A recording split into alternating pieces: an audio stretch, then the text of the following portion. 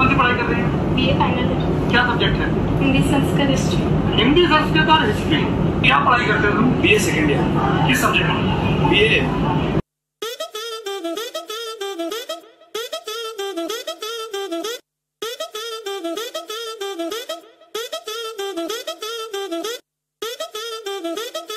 So welcome to all my subscriber to your boy Zaid Rashid इस channel. So guys finally एक video लाया हूँ सौरभ द्विवेदी जी के ऊपर, जो कि लल्लन टॉप के को फाउंडर है। और उन्होंने बहुत ही अच्छी तरीके से पॉलिटिशियन लोगों की बातें लोगों तक पहुंचाई है, मतलब अनभक्तों लोगों की मजे भी लिए उन्होंने काफी हद तक। तो गाइस एक फनी वीडियो लाया हूँ अनभक्त के ऊपर, लेकिन इस बार सौरभ द्विवेदी जी ने किस तरीके से अनभक्तों की मजे लिए हैं, उनकी सच्चाई लोगों तक पहुंचाई है, तो वो वीडियो है। तो गाइस चलो शुरू करते हैं आज का वीडियो और थोड़ा हंसते हैं हम लोग और देखेंगे लास्ट में हम लोग कुछ ओपिनियन रख सकते हैं या नहीं रख सकते। तो चलो शुरू करते हैं आज का वीडियो। लेकिन उससे पहले अगर आप इस चैनल पे नए आए हो तो लाइक करो, सब्सक्राइब करो, शेयर करो, क्योंकि गाइस मैं अनुभव, गोदी मीडिया, देसी हिप हॉप और भी कई तरीके की वीडियोस पे रिएक्ट करता हूँ, आप लोगों के ओपिनियन मांगता हूँ। तो गाइस याद से सब्सक्राइब जरूर कर लेना। तो चलो शुरू करते हैं आज का वीडियो। कौन सी पढ़ाई कर रही हैं? BA final. क्या सब्जेक्ट है? हिंदी, संस्कृत, हिस्ट्री। हिंदी, संस्कृत और हिस्ट्री। क्या पढ़ाई करते हो तुम? BA second year. किस सब्जेक्ट में? बीए। अरे सब्जेक्ट होगा ना कोई। Plane BA, plane. प्लेन भी है, मसाला भी है। एक सेकेंड गाइस, आप लोग एक चीज दिखाता हूँ, वापिस देखेंगे। ये देखिए क्या लिखा हुआ है, प्लेन भी है। इसने बोला तो प्लेन भी है, मसाला भी है, बटर मसाला भी है, बटर प्लेन भी है। भाई साहब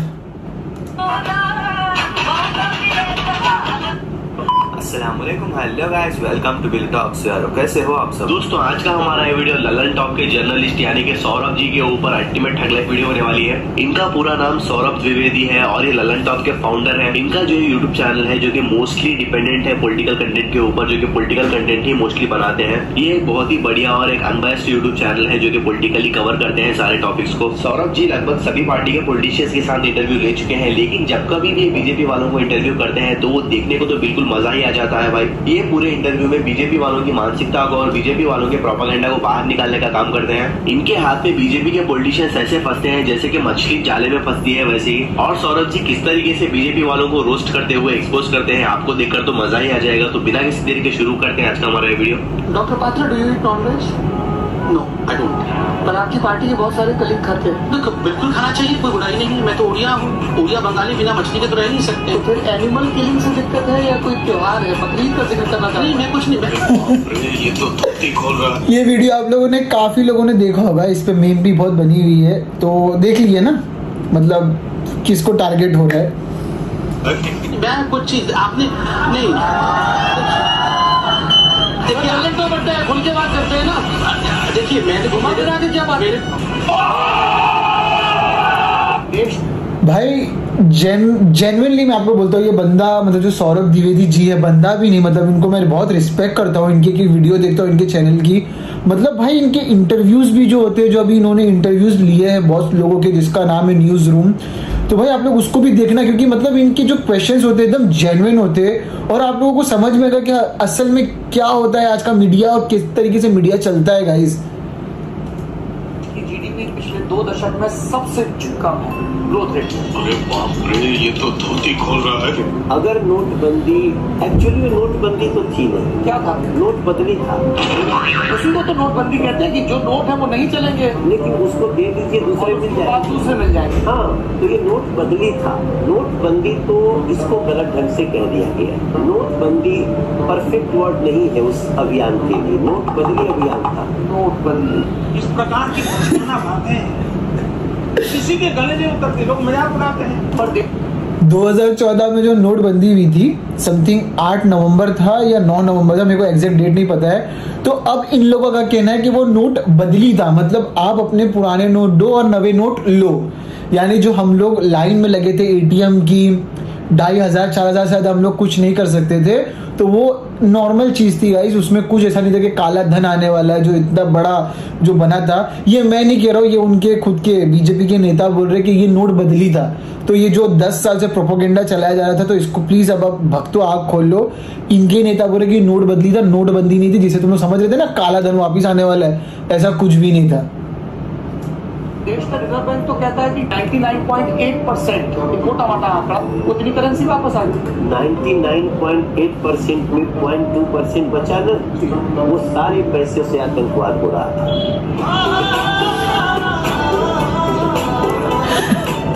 0.2% का आंकड़ा तो देखिए कितना होता है।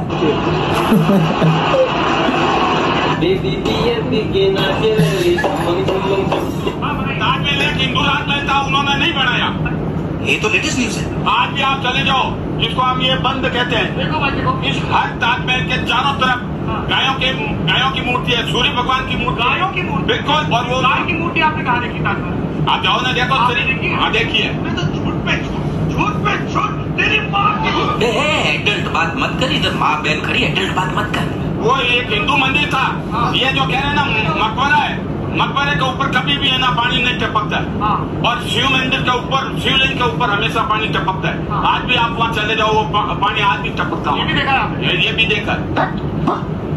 साले हफ्ता मार दो खोपड़े में। नेशनल सर्वे ऑफ इंडिया में इस तरह की कोई जानकारी हम लोगों के रिसर्च के माध्यम से नहीं प्राप्त हुई है कि ये ताजमहल पहले कोई हिंदू स्मारक था। तोड़ करके बनाने की कोई स्थिति हम लोगों के सामने कोई ऐसे साक्ष्य नहीं है हमारे पास, जिसके आधार पर हम ये कह सकें कि शिव मंदिर अथवा जैन मंदिर को वहाँ तोड़ करके ताज की स्मारक की स्थापना की। ये बड़ी अच्छी बात कही है। ये झूठ फैलाया गया है। आपने कहाँ पढ़ा रखे थे? इतिहास में पढ़ा है। व्हाट्सएप यूनिवर्सिटी पावर्ड बाय जियो। भाई व्हाट्सएप यूनिवर्सिटी पावर्ड बाय जियो, मां कसम। में आती है जो किताबें लिखते हैं अच्छे लेकर, उनकी किताबों में था। बताइए, मैं ये आज मेरे को याद नहीं है, बाकी ये बात सच्ची है। ताजमहल के मंदिर होने के कोई सबूत नहीं। ये बात मोदी सरकार ने लोकसभा में मानी।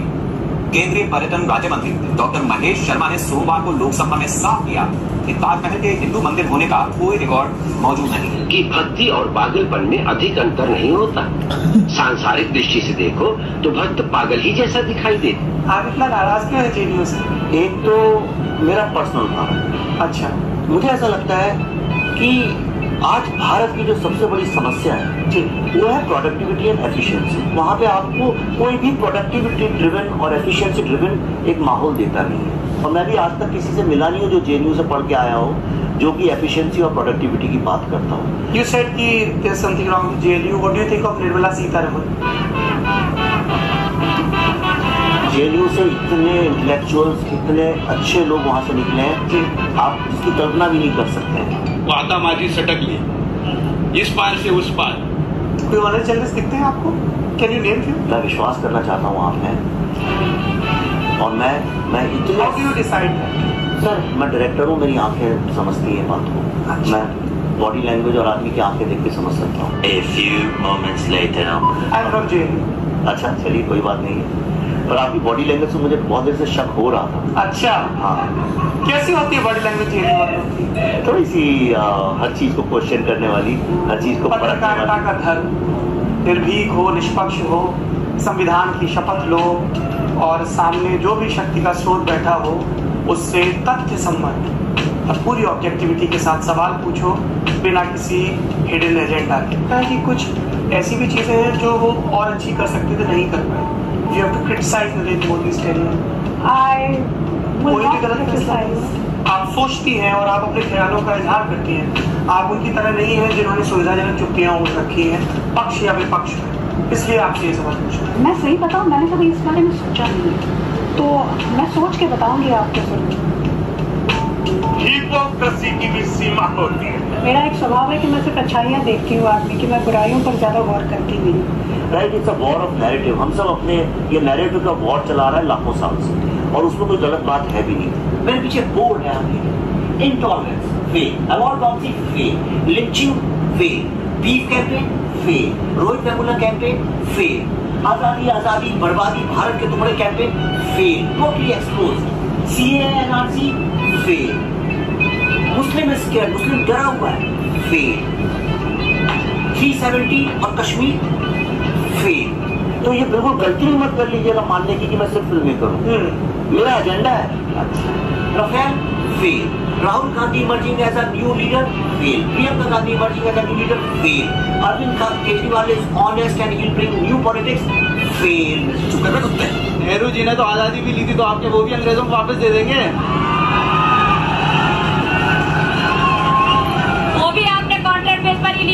लड़के नहीं लिए। एक सेकंड। हाँ जी, क्या कह रही है? वही मैं बता रही हूँ कि ये भी 99 साल की लीज पर ले पाए थे आप। अगर आप पे इतनी कुब्बत थी तो पूरी आजादी लेते ना। उस टाइम क्यों आपने लीज पर ले ली? 99 साल की लीज पे? हाँ, ये जो आजादी हुई है ये 99 साल की लीज पर है। भारत कम्प्लीटली आजाद नहीं है। एक सेकंड, ये बहुत बड़ी बात कह रही है। ब्रिटिश क्राउन ने भारत को 99 साल की लीज पर दिया हुआ है। ये कम्प्लीटली आजाद नहीं है भारत, और ये भी कांग्रेस वालों की ही देन है जो है। दीदी वाह दीदी, वाह दीदी। एक सेकंड।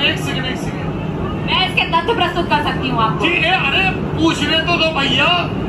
एक सेकंड। रुचि पाठक, भारतीय जनता युवा मोर्चा की प्रवक्ता, लल्लन टॉप अड्डे के मंच पर ये कह रही हैं कि हमें बरतानिया हुकूमत से, ब्रिटिश क्राउन से 15 अगस्त 1947 को जो आजादी मिली है वो 99 साल की लीज पर है। कहाँ लिखा है ये? मैं आपको प्रस्तुत,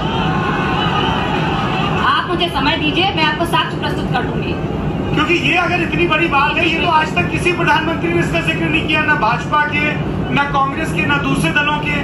किसी संविधान विशेषज्ञ ने इस बात का जिक्र नहीं किया, ब्रिटेन ने इसका जिक्र नहीं किया, भारत ने नहीं किया।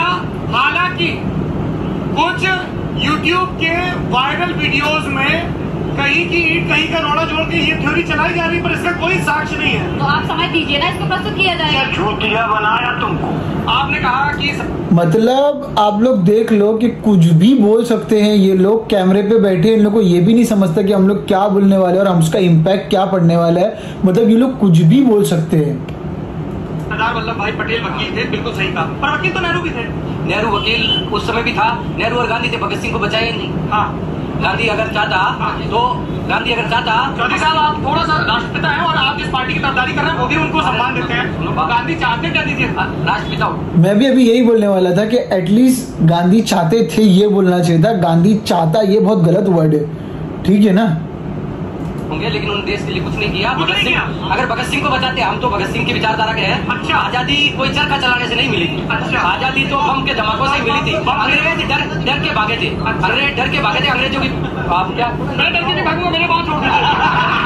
और क्या पूछ रहा था? तो नहीं, आप बड़े दिलचस्प बात की चौधरी साहब, 2 मिनट रुक जाइए।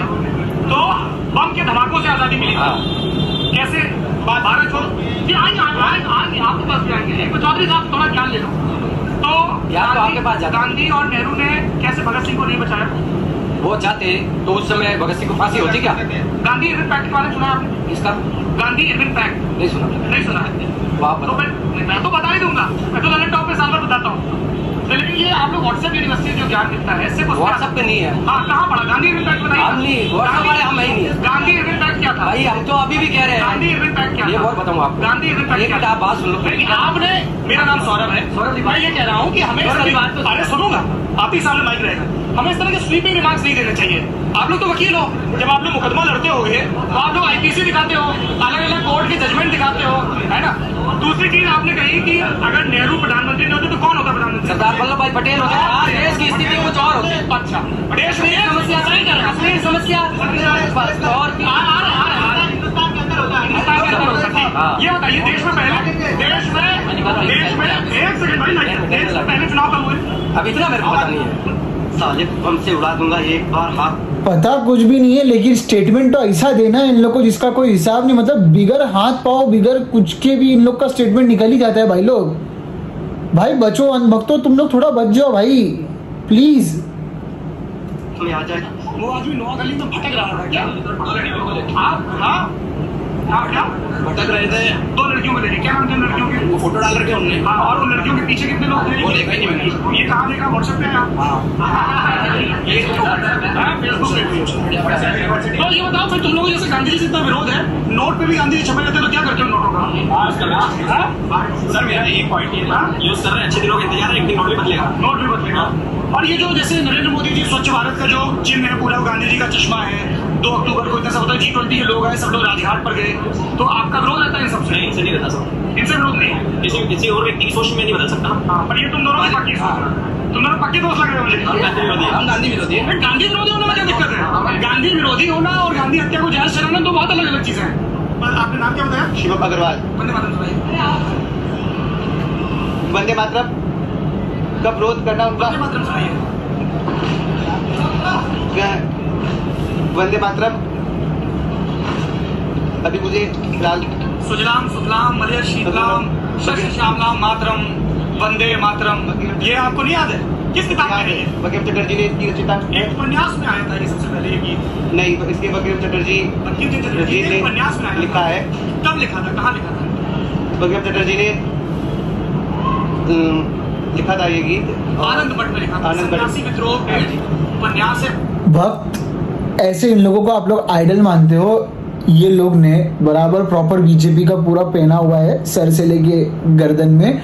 इनको वंदे मातरम नहीं पता है, इनको कुछ नहीं पता है, और ये लोग खाली भाषण देंगे, ये लोग खाली कुछ भी जजमेंट दे देंगे अपना, और तुम लोग उसको फॉलो करोगे।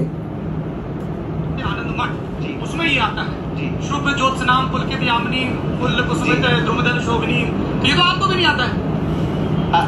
आता नहीं है, ऐसा नहीं है, आता नहीं है। अरे आप हजरत नेताजी नाराज हो जाएंगे, तो आपने सुनाया नहीं? ऐसा नहीं है, लेकिन वंदे मातरम का विरोध करना बहुत गलत करते। वंदे मातरम तो हमारा आजादी का गान था।